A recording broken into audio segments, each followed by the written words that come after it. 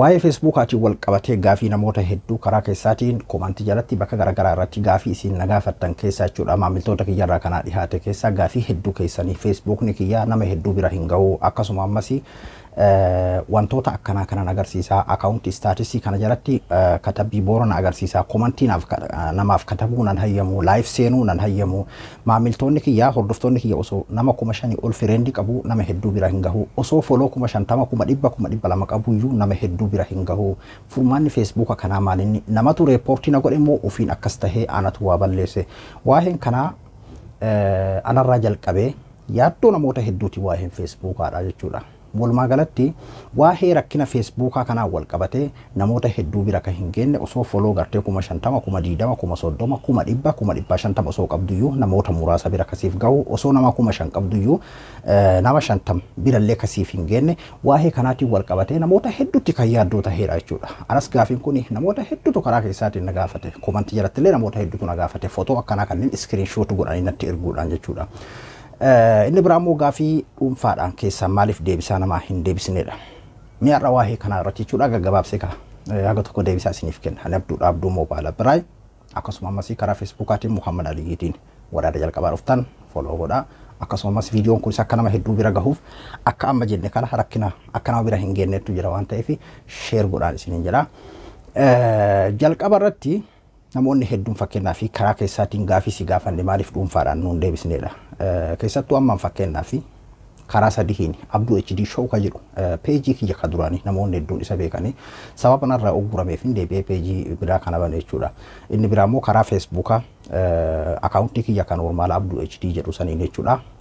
Miseenjara sadiinuu odoo laaltanii bakka kiyya buutanii anam osoo fakkeenyaaf waan hin xiqqashoo beeku keessattuu waa'ee yuutuubii wal qabatee waan ofii kiyyaa keessa as dabree waan ofii kiyyaa rakkadhee keessatti argee waan ofii kiyyaa na mudatee ofirratti baree fi wantoota garaagaraa waan xiqqashoo isinirra beekota isinirra naa galtee nama hundaaf osoo furmaata godhe namoonni hedduun iimeela keessaan sitti erga waan akkanaa naa godhi baasordii sitti erga akkana godhi wantoota garaagaraatiin wal qabatee feesbuuka kana naa deebisi yuutuub kan akkas naa godhi karaa dhuunfaatii warroon na gaafattan osoo bakka kiyya buutan isinis hin dandeessan jechuudha. Osoo fakkeenyaaf biiziyyuu ta'uu baadhee guyyaa guutuu homa namni na gaafatu kana irratti deebisuu irratti osoo kan xiyyeeffadhu tahee waan dandahamu miti jechuudha. Feesbuuka sadiinuu miseenjar kuma meeqa baadhatanii ta'anii jechuudha. Haga danda'een keessaa isiniif deebisaatu jira keessattuu namoota hatattamattii waa'ee yuutuubii wal qabatee rakkatee jiru waan beekurraa haga danda'een dhibba deebisaa fi garuu guutuutti isinis yoo bakka kiyya buutan akkasuma dhuunfaadhaan nama deebisuun baay'ee ulfaata waan ta'eef naaf beekaan isiniin jedha kaa obboleeyyan kiyya waan dandahamu miti jechuu kiyya yaalillee dadhabe biizii ta'uu qofaaf miti beeki biizii miti jedhee yoo yeroo kenneef illee waan dandahamu miti garuu keessaa haga danda'etti yeroo hundayyuu deebisuudhaaf numaan yaala. Inni biraammoo waa'ee feesbuukaatiin wal qabateeti keessattuu fakkeenyaa fi feesbuukni kiyyaa nama hedduu bira hin gahu osoo foloo qabu yookiin ammoo reepoortii namatu na himate amma namoonni hedduu waan kana as baanii himachuu ni sodaatan yookiin ammoo feesbuukni kee foloo hedduu qabaa nama hedduu bira gahuu hin danda'u ka jedhu kana jechuudha. Feesbuukni kee foloo hedduu qabaatee aad fireendii qabaachuu miti dubbiin kumaandoo poostii jala jiraadha waan kana namni furmaata siif godhuu danda'a. Isa jedhuudhaaf meetti deebina kumaandoo poostii jala jira. Kumaandoo poostii fakkeenyaaf naannoo tokko keessatti yoo kumaandoo poostiin tokko labsame jechuun wanni salphatti nuti beeknu kumaandoo poostiidha. Biyya keenya san keessatti kumaandoo poostiidha wanni bal'inaan beekamu waan ta'eef fakkeenyi isin kennaa jira. Yeroo ati asii gabbaate asumatti fattashamtaa asii gabbaate asumatti fattashamtaa asumatti ati yookiin nu laalta jedhanii si kabalanii asumatti akkas ta'a. Sooshaal miidiyaan hundinuu waa'ee rakkina seera keenya cabsite jedhuutiin hundinuu dhiibbaanuma qaba. Kan akka feesbuukaa hadhaawaan ammoo hin jiru. Kana jala muraatii beekaa. Fakkeenyaaf amma yuutuub irratti waan yaada kennaa wantoota garaagaraa hima ibsanna. Himannaan namaa yoo hin jiraanne haga sundaa miti hatta himannaa namaa sanis laalan malee akkana cal jedhanii nama dhugguran jechuudha. Kan akka feesbuukaa ammoo hadhaawaan hin jiru jechuudha. Waan an dubbadhu ni beekanii waan an katabu ni beekanii hin jedhin. Wannummaan nu miidhaa jiru waan nu dubbannu san waan hin beekneef jechuudha. Osoo waan nu dubbannu san beekanii seeraan dhageeffatanii wanni sun yoo dhiibbaan geggeessine dhiisan. Fakkeenyaaf amma karaa gabaabaa tokkoon isinii hima. Feesbuukni jechuun waan foloo qabaa aad fireendii 5,000 qabaa nama hedduu bira hin gahu jettanii fi anamma fakkeenyaaf waggaa ol ugguruma jala jira baatii takka guddate uggurarraa kan nagaya bahu jechuudha. Yeroo ugguri tokko narraa dhumee anamma nagaya ta'ee baatii takka akkas taa'u ugguruma biraatu narra dabalama. Uggura sirra jira jechuun osuma poostii godhuu dandeettu nama biraa gahu. Tokko ammoo uggura san jalaallee bahee siistama uggura bakka kumaandoo poostii labsan san keessa waraana si qabu san jala sin galchanii jechuudha. Jechuun achi keessaan baane jechuudha waraanni komandoo poostii yeroo sirraa ka'e illee. Kana jechuun maal inni waan ati gallakkiftu ofii isaaniitii cuunfanii gadhiisan feetu ati nama 50 qabdaa isaan ammoo nama 5 nama 10 nama 20 nama 30 nama 50 nama 500 biraan suutaan gallakkisan jechuudha. Yoo fedhan ammoo sanumayyuu hilla laallee gallakkifne jennee akkuma qabanitti achumaan dagatanii jechuudha. Nama tokko tokkoof ammoo laalanii akkasitti ka gallakkisan illee ni jiran. Kanaafuu kuni viidiyoo biraa kan itti aanu keessatti akkamitti akka himannaa san yookiin ammoo waan isinirra kaa'ame san ofirraa falmattan itti barreessitan sunis haga tokko barsantii xiqqoo takka furmaata kanamaa fidu san yeroo biraa viidiyoo biraa keessatti isiniif waraaba. Sanii ala homaa godhuu hin dandeessan kan gartee komantii barreessuu isin dhorgu kan laayif barreessuu isin dhorgu kan uggurri kun hedduudha. Kan guutumatti akka ati hin dubbatin baatii takkaaf ka jedhanii nama ugguran jira. Kan ammoo akkuma isiniin jedhe kana laala waan ati gootu kana hunda fattashaan itti heddummaate jechuudha.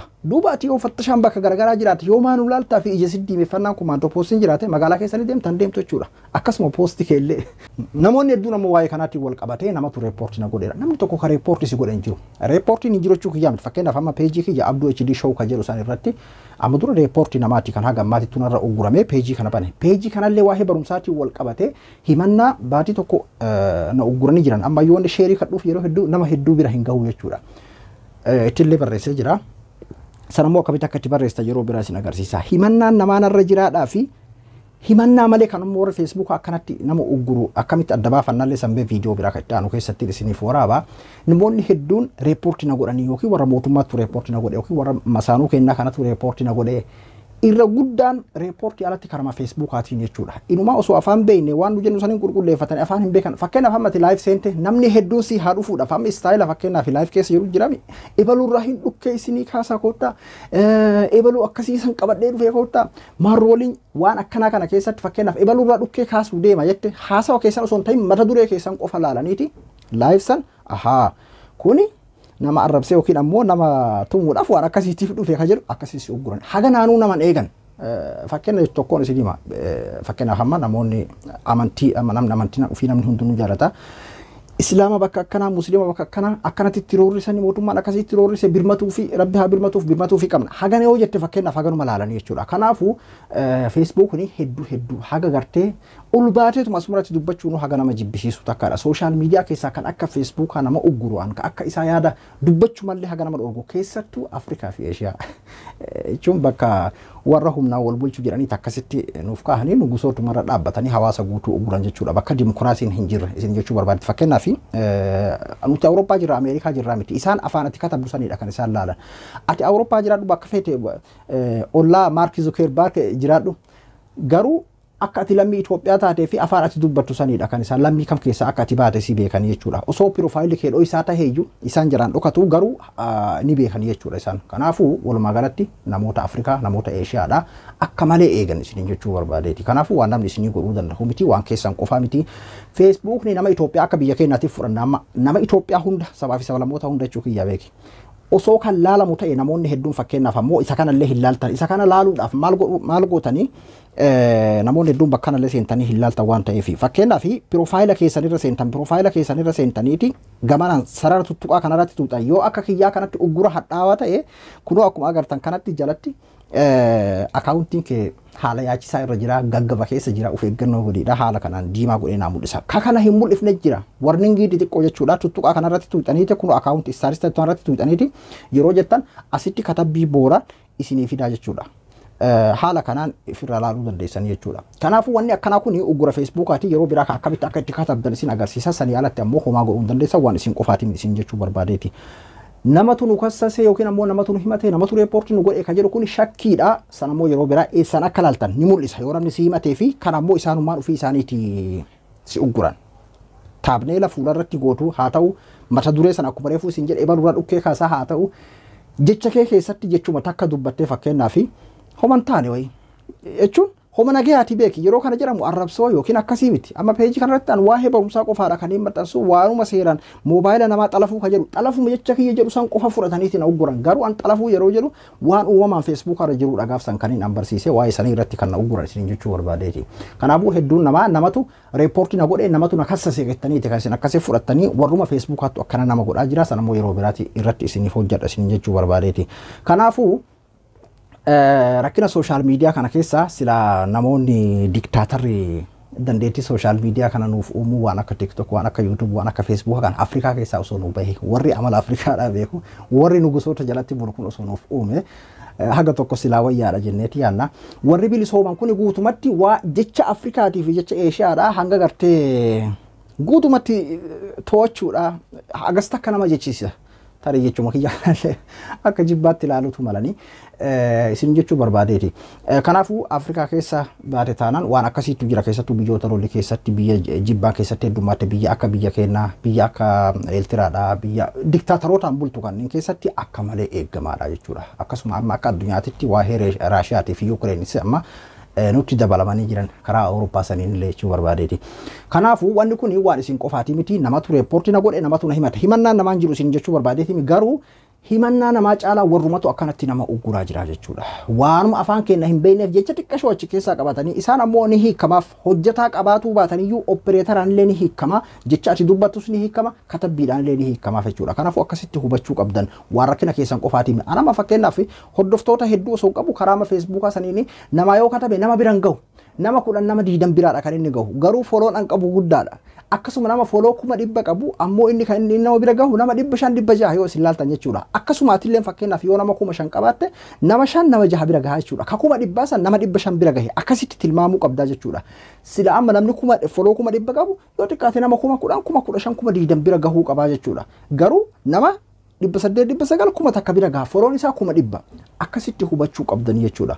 Kanaafuu kun waan isin qofaati miti rakkina warri Facebookaadhaa godhaa jiruudha keessattuu ka biyyoota lolli keessa jiru isiniin jedheetiin jira waan isin godhachuu dandeessanii miti yeroo biraa immoo wanni takka ittiin akkamitti itti katabne yookiin ammoo ofirraa kaasisiisuu dandeenya yaalla yooma kaasuu dadhabne illee kan jedhuudha reepoortii namaatti hin fudhatina of eeggannoo godhaa waan of eegganii illee jalaa baanii ta'an fakkeenyaaf nama arrabsee hin beeku jibbaa lallabee hin beeku haga dandeettii kiyyaatitti haga dandeetti haga wallaala kiyyaatitti ofiin eeggadha.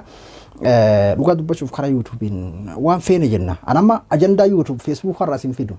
Peejii kanallee waa'ee barumsaatiin wal qabatee namoonni keenya hedduun karaa Facebook kanarra jiran jechuudhaaf malee ajandaa YouTube gara Facebook fidee hin beeku jechuudha. Garuu akkasumatti illee jalaan baane jechuudha. Keessattuu waa'ee barumsaatiin wal qabatee waan jibbaan as keessa jiru hin jiru waan ta'eef kuni waanuma anarraa eegalee namoota hedduu mudataa jiruudha. Danda'a akkasuma karaa akaawuntii garagaraa YouTube, TikTok karaa hundaanuu Twitterasii gara hundaanuu baradhaa Facebook qofarratti hin taa'in namni keenya hedduun Facebook irra jira garuu akkas tahuu hin qabu waan inni katabbiidhaa fi wantoota garagaraa keessummeessuuf natti fakkaata social media bira kan akka Facebook kun waan hunda keessummeessu osoo as bahe dhugaa dubbachuuf sila furmaata jedheetii yaada. Ani Abduu Mobile Appiraay akkasuma karaa peejiitiinis Muhammad Ali Yidiini viidiyoon kun yoo isinitti tole namoota obboleeyyan keessan bira hedduu akka ga'uuf sheer naa godhaa hanga qophii biraatti wal deemnutti nagayaan naa tura.